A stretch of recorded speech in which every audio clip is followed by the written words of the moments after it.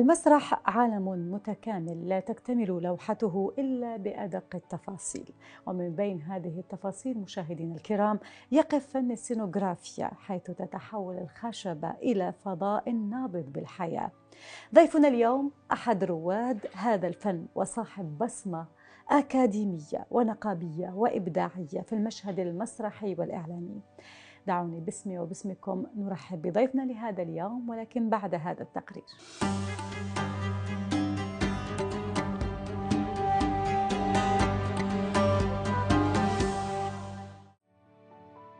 عندما يمتزج الإبداع بالتخصص يولد فن يحكي بالصورة كما يحكي بالكلمة. ضيفنا هو نائب رئيس اتحاد الفنانين العرب ورئيس نقابة الفنانين والإعلاميين الكويتيين الدكتور نبيل الفيلكاوي، أحد الأسماء البارزة في تصميم الديكور المسرحي وصناعة الفضاء البصري على خشبة المسرح. تخرج في المعهد العالي للفنون المسرحية بالكويت متخصصاً في تصميم الديكور المسرحي، ثم واصل رحلته الأكاديمية ليحصل على الماجستير في الفنون من جامعة أوريغون الأمريكية بتقدير امتياز، ثم الدكتوراه في الإعلام من جامعة برايتون البريطانية بمرتبة الشرف. لم يقتصر دوره على الجانب الأكاديمي فحسب، بل كان حاضراً في المشهد الفني والإداري، حيث تقلد مناصب بارزة في الهيئة العامة للتعليم التطبيقي وكلية التربية الأساسية والمعهد العالي للفنون المسرحية وجامعة الكويت. كما كان له دور محوري في تأسيس ورئاسة نقابة الفنانين والإعلاميين الكويتيين، إلى جانب إدارة العديد من المهرجانات المسرحية والجوائز الفنية.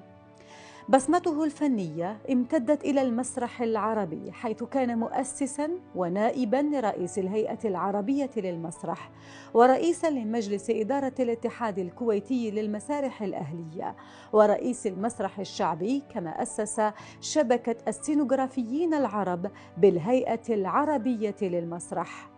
من خلال رؤيته العميقة لفنون الديكور والسينوغرافيا كان له دور ريادي في تطور المشهد المسرحي الكويتي والعربي.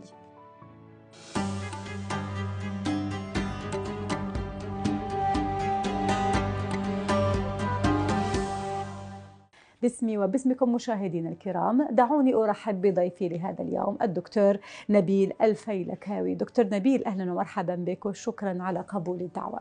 الله يسلمكم، وأنا شاكر لكم على الاستضافة إن شاء الله.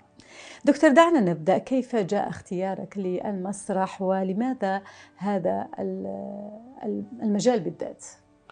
نعم، طبعا لا يخفى على أحد أن الكويت يعني هالسنة هذه نحتفل في 100 سنة على الحركة المسرحية بالكويت، بأول عمل مسرحي كان عمل مدرسي للأديب عبد العزيز رشيد في إصلاحات محاور إصلاحية. فإحنا لنا تاريخ بالمسرح، لنا جذور. الكويت يعني هي استقطبت المثقفين العرب، كانت رؤية حق حضرة طيب الله ثرى الشيخ عبد الله السالم أن الكويت تصير عاصمة الثقافة العربية. فأجلب كل الفنانين، أسس مجلة العربي، أسس المعاهد الفنية بالكويت، المسرح، استقطب كبار المسرحيين الأستاذ زكي طليمات لتأسيس المسرح بالكويت.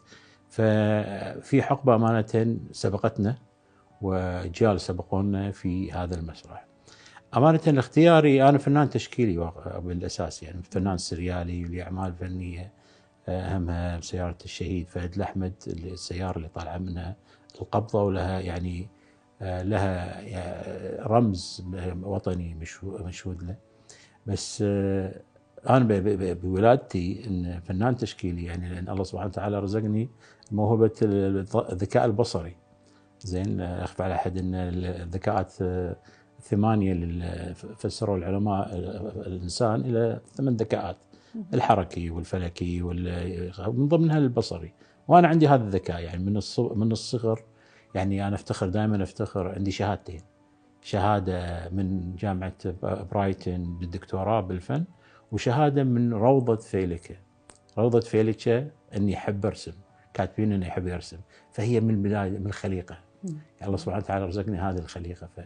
فلما جينا صقلناها طبعا من خلال الابتدائيه ومن المتوسطه والثانويه كذلك، بس لما جينا يعني تتكلمين عن الثمانينات، صعبه الانسان ولا المجتمع، نظره المجتمع ان نظرته للفن، نظرته للمسرح، ونظرته كان في تحفظ اكثر، كان في تحفظ اكيد اكثر يعني. فهني كان الصراع ان يعني ادش المسرح. والكليه اللي انا ادرس فيها الحين رئيس قسمها، كليه قسم التربيه الفنيه، كان بوقته دبلوم. فالدبلوم وكان المعهد العالي في المسرحيه يعطيه البكالوريوس. فامانه يعني انا اتجهت للمسرح من خلال اني ادرس عند تحت الدكتور عادل المصري الله يرحمه، من كبار الفنانين المصريين، عميد كليه اسكندريه، انه يتبنى الفنانين ويتبناهم فنيا. فامانه انا وزميلي عمر وليد فنان تشكيلي ان قلنا يعني نندرج تحت هذا العملاق يتبنانا فنيا، وهذا اللي كان يدرس بالمعهد العالي في المسرحيه. في يوم دشينا عالم المسرح، فحولت من لوحه صغيره يعني تشكيليه الى لوحه مسرح، يعني تتكلمين عن 9 امتار ب 12 متر. فصارت هذه لوحتي، تحولت من لوحه صغيره الى لوحه كبيره اتحرك فيها، يعني ارسم فيها، ولكن رسم متحرك، رسم يشارك فيني معي مهندس الاضاءه والمخرج فصارت العمليه ان انتقلت من اللوحه التقليديه الى اللوحه البصريه في المسرح. ما الذي يعنيه لك المسرح، وما الأهداف التي ربما تريد أن تحققها من خلال توجهك لهذا المجال؟ طبعا لما دشينا المسرح يعني عشقنا المسرح أمانة. المسرح هو طبعا اللوحة التشكيلية أن يعني فيها شخص واحد يرسمها وتتعلق في معرض ولا في حائط ولا في متحف ولكن العمل المسرحي عمل جماعي. صح. في المؤلف، في الموسيقي، في المغني، في الممثل، في مهندس الإضاءة، مهندس السينغرافيا، في عناصر كثيرة، في الأدب، في الفكر، فيها الطرح، فيها الموسيقى، فيها الإبداع أمانة. فالعمل الجماعي هذا هو اللي خلاني أتمسك أكثر، أني وصلت لله الحمد أكثر من 100 عمل مسرحي اشتغلت فيه، وأكبر الأعمال المسرحية اشتغلت فيها أهمها هي مسرحية سيف العرب زي اللي سويت سينغرافية مسرحية سيف العرب، وكذلك مسرحيات كثيرة أمانة، وخلاني يعني صار المسرح بيتي الثاني أمانة يعني. جميل جدا. زين. والحين رئيس يعني غير انه رئيس فرقة المسرح الشعبي، انا احس انه هو الكيان النصفي، يعني البيت العائلي غير والبيت الابداعي الفني، لان يعني مثل ما قلت لك انه انا انولدت فنان، فجزئي 90% ماخذ الابداع والفن. طغى على العائلي، طغى على الاسري. فكل انسان سبحان الله يعني عنده اهتمام فيبدع فيه ويستمر فيه، ولا الحمد لله تقريبا نتكلم من تقريبا من 84، يعني تقريبا الحين 40 سنه زين بهالمجال، مستمتع. جميل جدا. واحس يعني كل يوم في ابداع. اليوم في مهرجان مسرحي شباب، امس كنت حضرت المسرح واحس نفس المكان اللي من 40 سنه قاعد اشتغل فيه، قاعد اشوف الشباب قاعد يطلعون ويشتغلون في مهرجان الشباب المسرحي. فامانه الحياه ابداع بحد ذاتها يعني. جميل جدا. نعرف ان مثل ما تحدثت قبل لحظات انك ايضا فنان تشكيلي، ليس فقط في كمسرحي. نريد ان نتعرف اكثر على هذا الجانب من شخصيتك. طبعا الفن التشكيلي مثل ما قلنا أن من البداية من الخليقة. زين. عندي هذا الذكاء البصري وصقلت أمانة من خلال دراستي. طبعا أول شيء دراستي بالمعهد العالي، بعدين ثم بالماجستير في أمريكا بعد بالفن التشكيلي، ودخلت عليه الكمبيوتر وتصميم الكمبيوتر، وأنا الحين رئيس قسم التربية الفنية. فالفن التشكيلي هو معناته يكفيني شرف، يعني انا تخرجت سنه 2000، دكتوراه سنه 2000، يعني 25 سنه قاعد اخرج طاقات فنانين ومدرسين ومبدعين ومدرسات يخدمون الوطن من خلال وزارة التربية، من خلال إبداعاتهم. فهذا يعني الحين بالسابق كنا احنا منعزلين في لوحة، ولكن الحين لا، عندي حركة فنية، فصارت يعني العبء أكبر على مستوى دولة. احنا لابد ان كل انسان في كل تخصصه في كل جزء لابد انه يتبنى، لازم يكون عنده هم عام. كل انسان عنده هم خاص، ولكن الهم العام قليل من عنده يكون عنده هذا الهم العام اللي يحب يخدم في كل الجزء. من كذي اسست مهرجان الاخرافي، اسست النقابه، اسست علشان الكويت لها تاريخها فني، فلا بد ان يكون لها نقابه، لها مهرجانات في كل المحافل. طبعا في مهرجان سينما، عندنا مهرجانات كثيره. زين، المهرجانات هذه تولد ابداع، يصير دائما التنافس يولد الابداع. فلازم يعني عندنا معهد عالي في المسرحيه من السبعينات قاعد يخرج طاقات. عندنا كليه التربيه الاساسيه المعلمين بالسابقه هم السبعينات قاعد يخرج طاقات. فعندنا كم هائل من الفنانين المبدعين يحتاجون الى تبني ويحتاجون الى صقل مواهبهم. صحيح. فهذا دورنا امانه. وتم ايضا اختيارك من قبل اتحاد الفنانين العرب لمنصب رئيس او نائب رئيس الاتحاد. ما الاضافه التي حققها لك هذا المنصب؟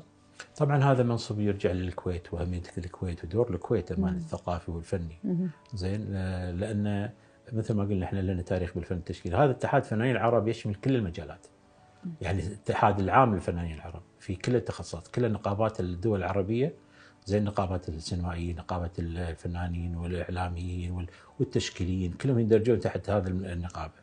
ويكفينا شرف يعني ان اسسنا النقابه وصرنا عضو في الاتحاد. امانه اتحاد فعال وله مهرجاناته وله انجازاته وله مواقفه مثلا الوطنيه والعربيه. احنا اول من دخلنا غزه بالحصار الاول كنقابه كاتحاد، نقابات العرب كلها دخلت وكسرنا الحصار. فاول من دخل حصار غزه اللي من 10 سنوات تقريبا. فلها اعمال وطنيه، يعني اعمال جماعيه، واقد ساعه، سوينا مسرحيه واقد ساعه. اكيد الاتحاد يعني لا، طبعا انا عضو فيه تقريبا نتكلم من اكثر من 25 سنه. يكفيني شرف اني كنت حاليا نائب رئيس من مكانه الكويت امانه، وليس مكانه نبيل فلشاوي، لان مثل ما قلنا الكويت لها جذور فنيه وثقافيه وتستحق هذا المنصب. ليس فقط الدعم العربي الذي كنت تقدمه من خلال فك حصار غزة، وكنت من أولى المشاركين في ذلك، أيضا كنت أحد أفراد المقاومة الكويتية إبان الغزو العراقي على الكويت عام 1990. ما المهام التي كنت تقوم بها في تلك الفترة؟ طبعا هي المقاومة الكويتية استعانوا فيني أول شيء كفنان تشكيلي، يعني أزور السيارات، الأرقام، أحول السيارة من سيارة لجيش عراقي، من سيارة مدنية لجيش عراقي، علشان تفخيخها وتفجيرها في المواقع العسكرية. فبعدها تعلمت على التفخيخ وشون نفجر سيارات، وهذا فتحولت من ريشة فنان إلى سلاح، إلى يعني صارت قوة ناعمة. يعني شلون الإنسان هذا دائما الفنان التشكيلي عنده إحساس مرهف. صحيح. ما عنده العنف، بس الجو كان أمانة سريالي. اللي صار بالكويت جو خيالي، يعني هو دمج الواقع بالخيال. يعني عاشروا فترة الغزو ودروا شنو المعاناة اللي عانينا فيها، وشنو الواجب الوطني اللي خلانا نفس. فأمانة من فنان إلى مقاتل إلى يفخ سيارات فأكيد لي شرف إني يعني حطيت بصمة في ذيك الفترة، ولله الحمد. وإن الكويت يوم نادتني لبينا النداء وإحنا شباب طبعا. والله لا يعيدها علينا إن شاء الله. وإن شاء الله يعني تكون قدوة اللي صار للحمة الوطنية بالكويت، لأن أمانة يعني مرت علينا أقوى لحمة وطنية، وخاصة دائما في كل الحروب وتلقين الشعب يتماسك، الشعب فأمانة احنا شاهدين على يعني أقوى يعني لحمة وطنية صارت في البلاد. جميل جدا. اختارتك أيضا مجلة نجوم وأضواء عربية كشخصية فنية عربية وريادية لعام 2022. ما الذي ربما يعنيه لك هذا الاختيار؟ طبعا أكيد يعني بعد جهد كبير، يعني ولله الحمد، يعني معاناة عانينا وتضحيات والوفاء أمانة اللي بدر منهم لإنجازاتنا خلال الفترة هذه. يعني إحنا عبارة عن سلسلة، يعني الكويت هي عبارة عن رواد والحاضرين والجيل القادم. احنا ما حرصنا كل ان ندعم الجيل مثل ما دعمونا اساتذتنا، وحتى استاذ سامي زميلكم كان استاذي، وهو اللي علمني شلون اروح اسوي النصب التذكاري في بريطانيا فهي حقبه زمنيه يعني.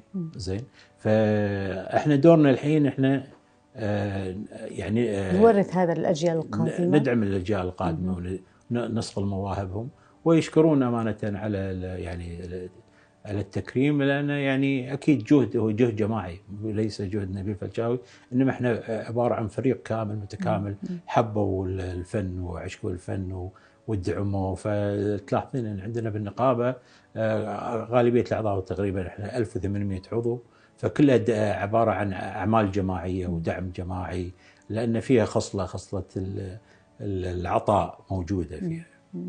جميل. أيضا هناك، هل تعتقد أن هنالك ربما ضرورة لتدريس الفن المسرحي في المناهج الدراسية للجيل القادم؟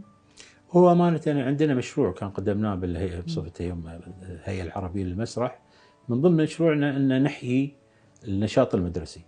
لما قلنا بداية كلامنا أن الكويت هي يعني أول عمل مسرحي وعمل مدرسي، نتكلم يعني هاي طبعا ثاني عمل منو كان فيه، يعني كان حضرة صاحب السمو الطيب الله ثراه الشيخ جابر كان ممثل فيه، وكان الشيخ الأب الحاكم الشيخ أحمد جابر كان حاضر.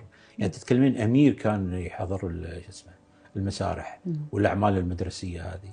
فأمانة إيه اللي المدرسة هي اللي طلعت الأجيال هذه. خلال أنا طلعت من الفن النشاط المدرسي التشكيلي زي من خلال المدارس، كذلك المسرحيين أكثر غالبية المسرحيين يعني الممثلين طلعوا من النشاط المدرسي زي. فهذا والفرق الأهلية اللي انشأتها هم كذلك انطلاقا من فتاريخنا أمانة ثقافتنا كلها طلعت من المدرسة. فأمانة قدمنا مشروع حق حضرة صاحب السمو الشيخ دكتور سلطان القاسمي، إن مشروع إحياء النشاط المدرسي المسرح المدرسي. فأمانة في سبقونا في دولة الإمارات حطوا فيه المناهج في جميع المناهج بالابتدائي والمتوسط والثانوي. فهذا قاعد يخرجون قاعد تأسس أنت، وزائد تغير الذوق العام للمسرح، تغير المجتمع نظرته للمسرح. إذا تلاحظ الطفل، يعني احنا تعلمنا من المسرح كنا نمثل بعد زين. فالمدرسة هي المنبع أمانة. يعني أنا دائما أذكر هذه واسمحوا لي نذكرها. أنا ولدي اسمه حمد، ليش سميت حمد؟ لأن على أستاذي اللي بالابتدائي درسني اللي اكتشفني فنيا وكان يدعمني، فحبي حق هذا الأستاذ سميت كنيتي أبو حمد. لما يالي ولد سميته حمد على أستاذي اللي أعتبره أستاذ الأسطورة اللي يعني اكتشفني أمانة في هذا المجال. فيعني المدرسة أهم عنصر لعناصر انطلاقة المسرح والثقافة والفنون. أبو حمد، دعنا فقط نذهب إلى فاصل قصير ونعود بعده لاستكمال هذه الحلقة. مشاهدينا فاصل، ابقوا معنا.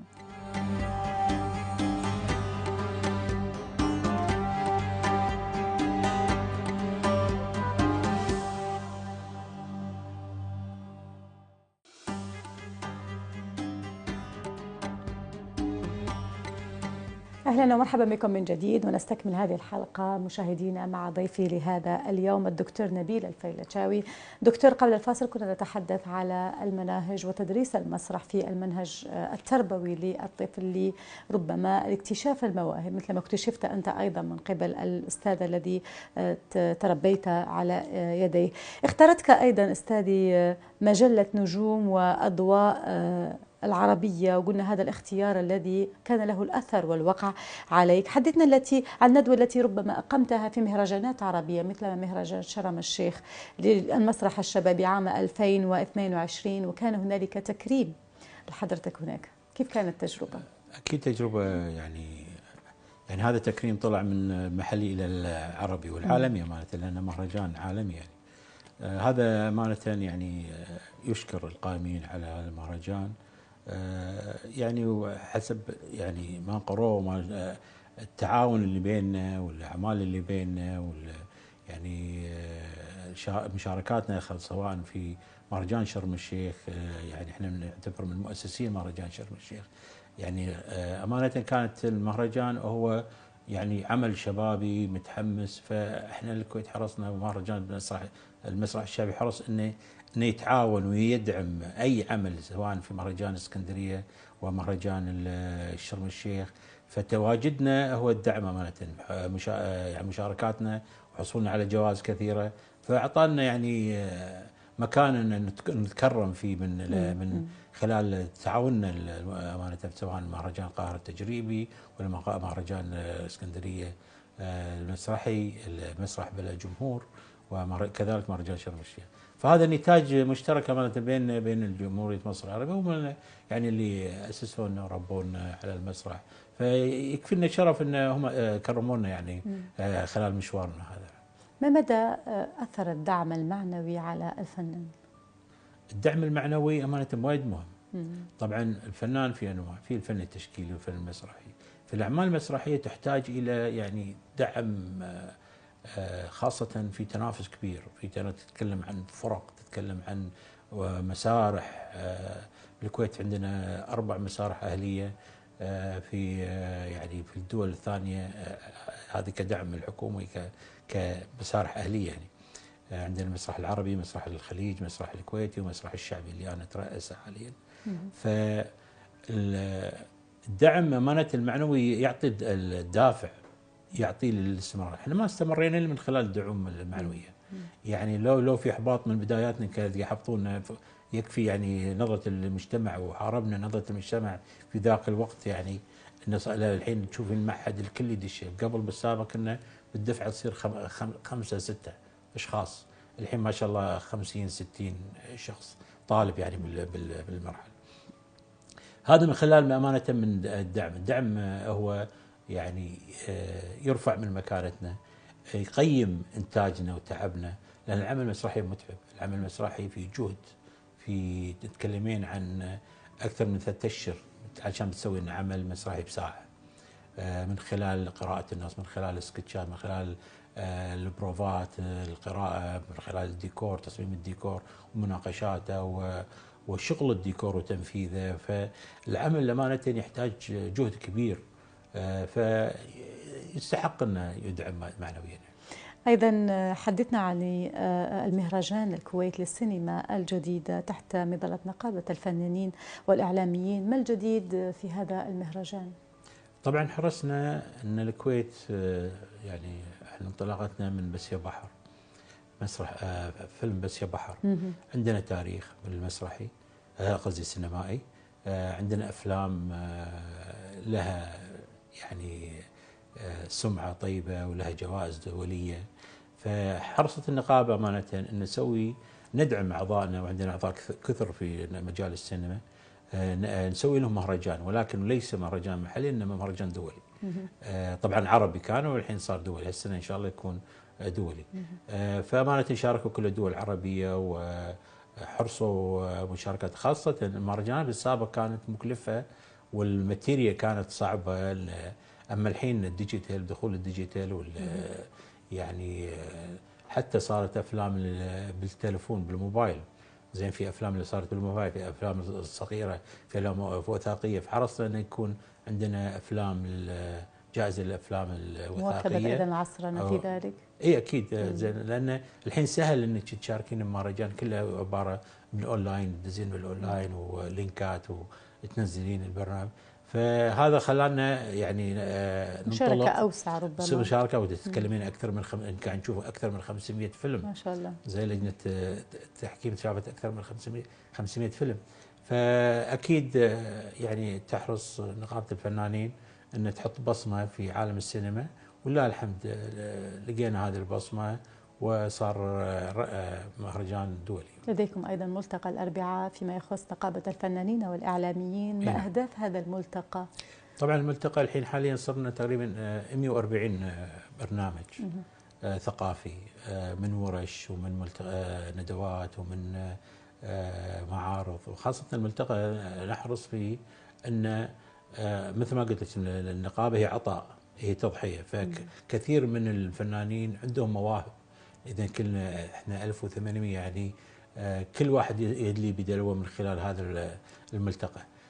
ملتقى الحمد لله يعني لا صدى وسوى بصمة، وهو يعني سوى دعاية أكثر للنقابة، وكذلك يعني حصيلة 140 برنامج صار من خلال تطوعي أمانة من ورش في جميع التخصصات، الفن التشكيلي والأدبي والثقافي حتى السينمائي، حتى التمثيل، حتى الورش الإلقاء، فأنشطة كبيرة أمانة. فهذا نفتخر في هذا اليوم، وراح إن شاء الله يستمر في لخدمة الحركة الثقافية بالكويت.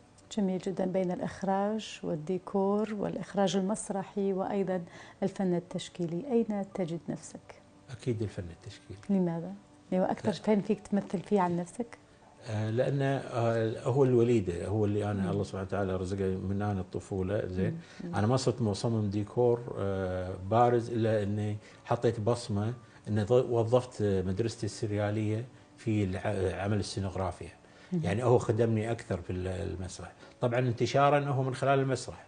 أما والحمد لله رجعت إلى قواعدي أكاديميا، أني أدرس الفن التشكيلي.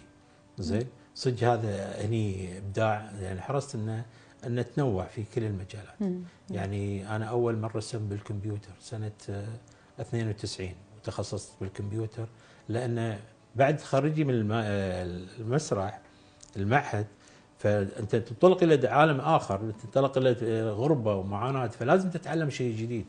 فصادف أن تو نزل الكمبيوتر سنة 92 يعني تو بالكويت كان ما في انترنت.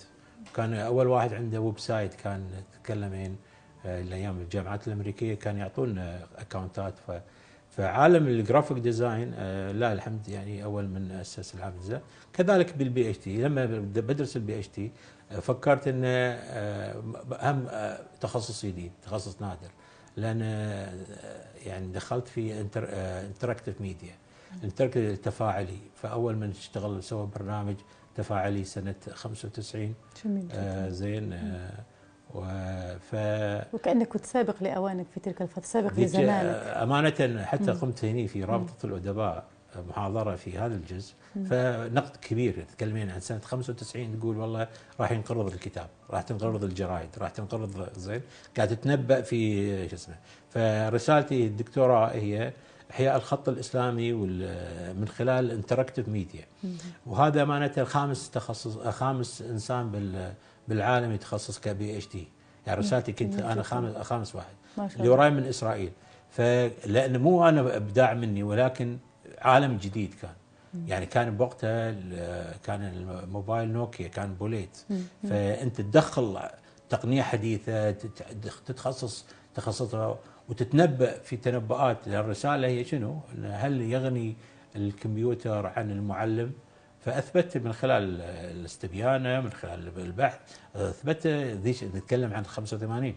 زين، الحين تحققت رسالتي الدكتوراه مع الذكاء في وضع مع الذكاء الاصطناعي. الحين الذكاء الصناعي هذا عالم اخر من نيو مالتي ميديا. احنا بعهدنا كان مالتي ميديا، بعهد ابوي كان جدي كان الكتابه باليد على ورق، بعهد ابوي كان الطابعه، بعهدي انا الكمبيوتر، بعهد عيالي الايباد. صحيح. الحين بعهد احفادي لا، عالم الذكاء الصناعي عالم اخر. فاحنا لا، الحين قاعد ادرس الذكاء الصناعي سويت 5 ابحاث الحين علميه في هذا المجال، وقاعد ادرس الذكاء الصناعي في الوقت هذا، لان لازم نواكب شو اسمه. صحيح.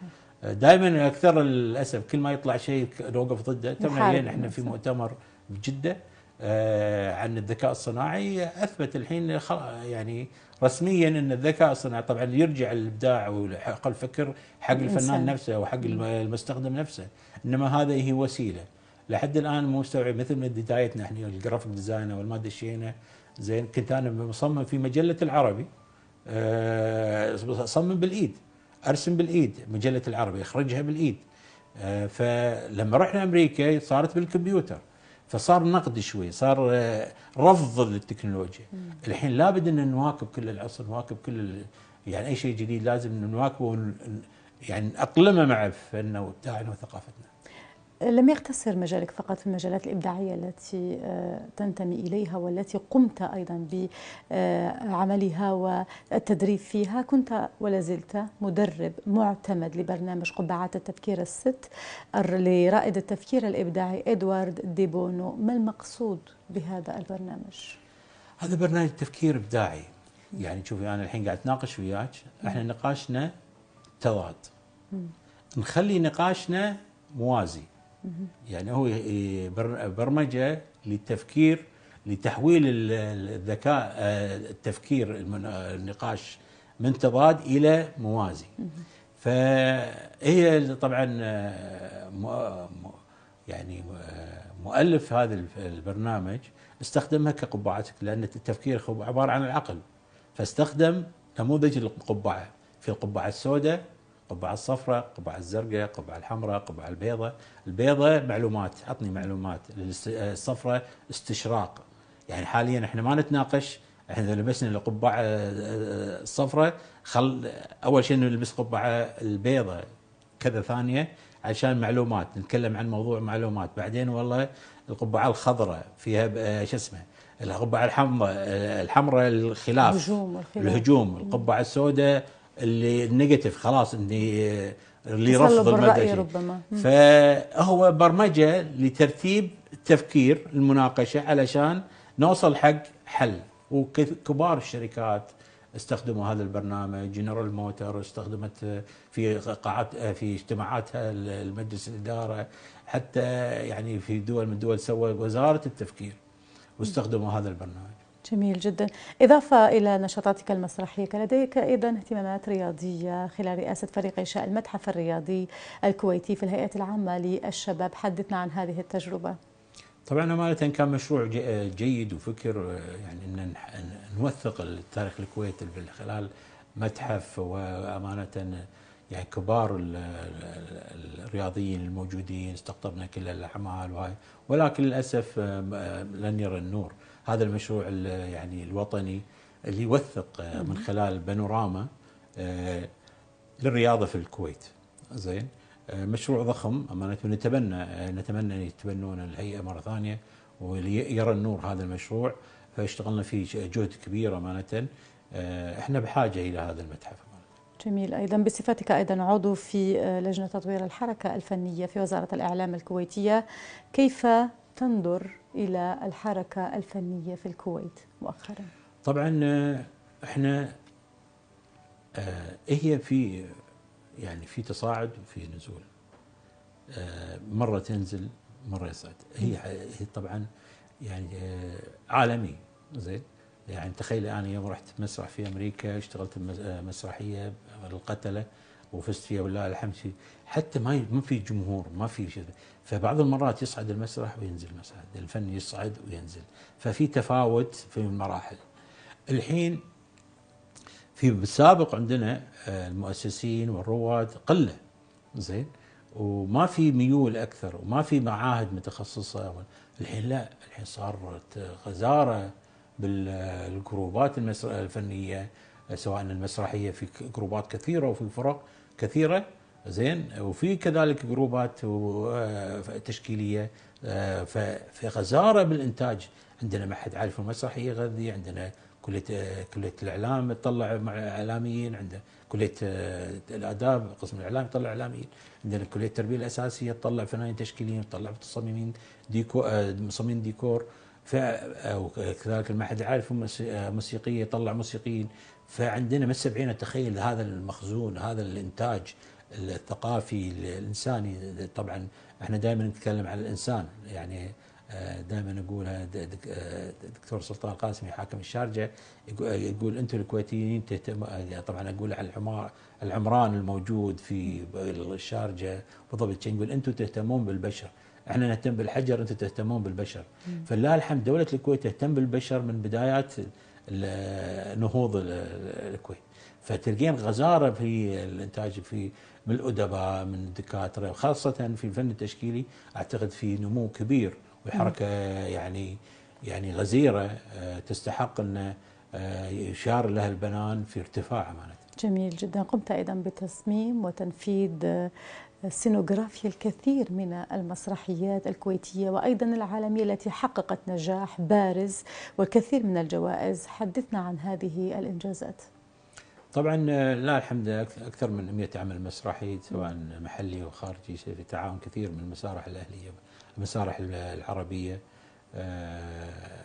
ويكفيني الشرف أن في أمريكا نزلوا مسابقة أن اللي يعني صمم حق العمل مسرحي أمريكي ضخم، ولله الحمد فزت أنا في السينوغرافيا. ويعني تشوف كان يعني المنفذ مالي هو عميد الكلية، يعني أنا طالب هني بالجرادويت ستودنت ماجستير وهو عميد الكلية، كان منفذ فيها شلون حبهم للمسرح وشلون تعاونهم المسرح. فسويت مسرحية القتلة في أمريكا، فهذا إنجاز دائما. كانت باللغة الإنجليزية كانت؟ عمل أمريكي بحت يعني. جميل. كلمة أخيرة ربما تود أن توجهها من خلال هذا المنبر للجمهور الكريم أو للشباب المبدع أيضا. اي نعم طبعا امانه يعني عندنا احنا ثقافه وفن وابداع. نتمنى من الجيل القادم ان يراعي هذا التاريخ، يراعي مكانه الفن بالكويت وتاريخها الفني وثقافتها من خلال صقل موهبتهم الحقيقيه. دخلاء كثيرين دخلوا المجال في جميع التخصصات في جميع المجالات، ولكن يظل الابداع هو الابداع اللي عنده موهبه فنيه، اللي عنده ذكاء سواء الذكاء البصري والذكاء الايقاعي. فهذه فنتمنى من الفنانين ان يركزون على تخصصاتهم الدقيقه. كثير من امانه انا ادرس يعني الوفات مروا علي في الكليه دخلوا ما عندهم هذه الموهبه، ما عندهم هذه الذكاء البصري، وقاعد يعانون بحياتهم. تخرجوا الحين صار لهم أكثر من 20 سنة ولحد الآن يعانون لأن فاقد الشيء لا يعطيه. فنتمنى يعني أوصي أبنائي وفنانينا أن يلتحقون في التخصص اللي مو اللي أبوك راغب فيه ولا أمك راغبة فيه، لا اللي طالع من وجدانك، اللي أنت شنو تحب، عشان تعيش سعادة تستمر معاك لمدى الحياة. أنا الحمد لله سعيد لأني قاعد اشتغل في مجال في موهبتي. زين، فهذه امانه وصيتي حق الجيل. اشكرك جزيل الشكر. كنت معي الدكتور نبيل الفيلتاوي. شكرا لكم موصول ايضا مشاهدينا الكرام على حسن المتابعه، وعلى امل اللقاء بكم في حلقه قادمه مع ضيف اخر مميز. الى اللقاء.